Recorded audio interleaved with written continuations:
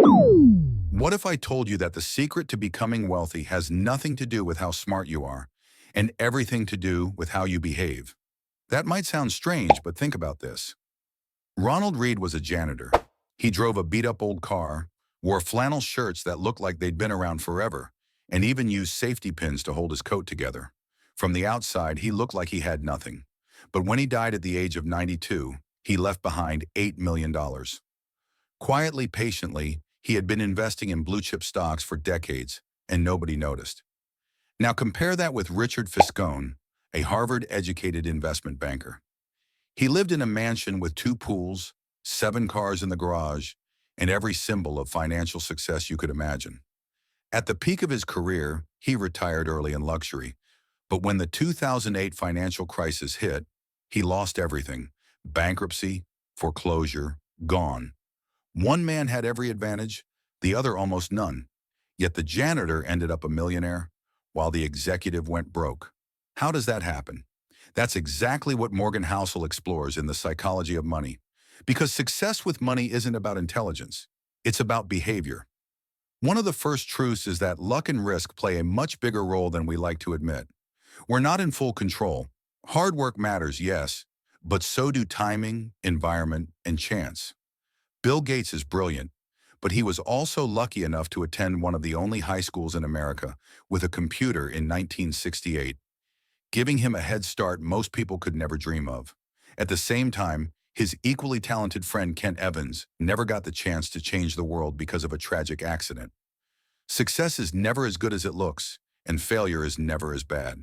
They're both shaped by forces beyond us. Even Jesse Livermore, one of the greatest traders in history, made millions betting against the 1929 crash, only to lose it all in the years that followed. He died broke. The lesson isn't to obsess over eliminating risk or maximizing luck. It's to build systems that can survive both. Stay humble, prepare for uncertainty, and focus on staying in the game long enough for the odds to eventually turn in your favor. Another truth is that getting rich and staying rich are 2 very different skills.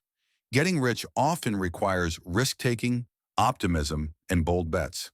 But staying rich demands discipline, caution, and a respect for the downside. Plenty of people make fortunes only to lose them because they never switched gears. Mike Tyson earned over $400 million in his career and ended up in massive debt. Sam Bankman-Fried built a multi-billion-dollar crypto empire and lost it all almost overnight. On the other hand, Warren Buffett never tried to double his money in a month. He didn't gamble after winning. He just made steady, reasonable decisions for 70 years straight, and because he never blew up, he became one of the wealthiest people alive. That's why Buffett says the first rule of compounding is to never interrupt it unnecessarily. In other words, it's not about making the biggest score. It's about avoiding the one mistake that wipes you out. You can take risks to get ahead, but once you are ahead, survival is everything. And here's something most people get wrong. Wealth is what you don't see. When someone pulls up in a Ferrari, you might assume they're rich. But all you really know is that they spent money on a car. True wealth is invisible. It's the money you don't spend. Ronald Reed, the janitor who died a millionaire, didn't look wealthy, but his bank account was growing quietly in the background.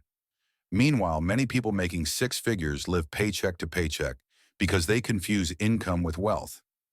They spend to look rich, but that's what prevents them from becoming rich. The truth is simple. Income is what you earn, spending is what you show, and wealth is what you keep and invest.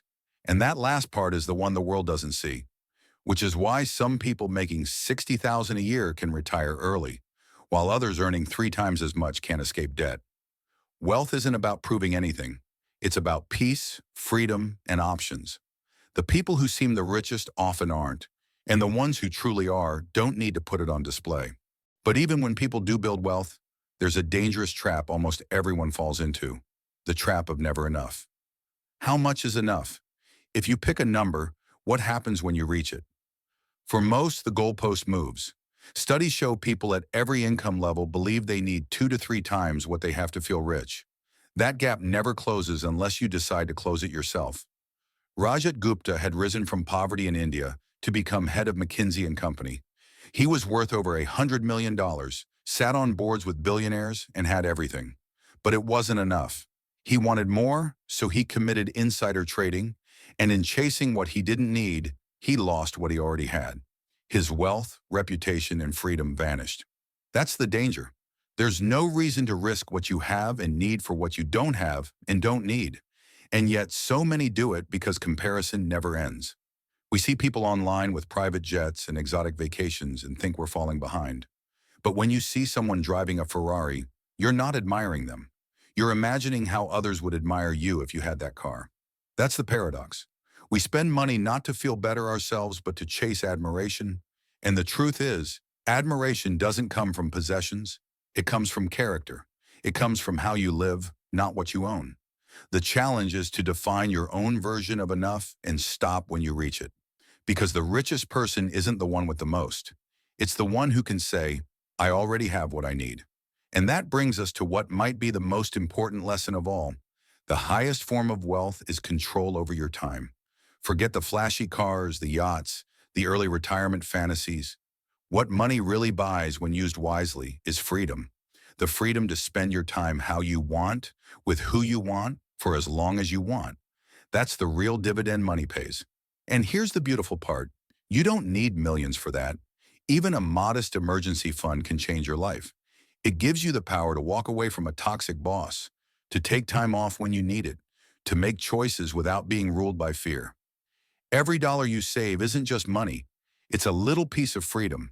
And the more you save, the more of your life you get back. That's the real flex.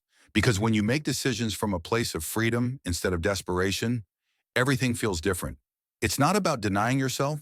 It's about buying back control, $1 at a time. So in the end, money isn't really about numbers. It's about decisions, discipline, and perspective. Luck and risk are real, but they don't have to break you if you build to survive. Getting rich is one thing, staying rich is another. Real wealth is quiet, not loud. Enough is the finish line, but you have to choose where it is. And the ultimate purpose of money is time, not stuff. Because wealth isn't winning the game of out-earning everyone else. It's winning back the space to breathe, to create, to rest, to explore, to love. That's what makes life truly rich. Thanks for watching InvestingFlix, where smart money learns smarter moves. Subscribe for more insights that grow your wealth.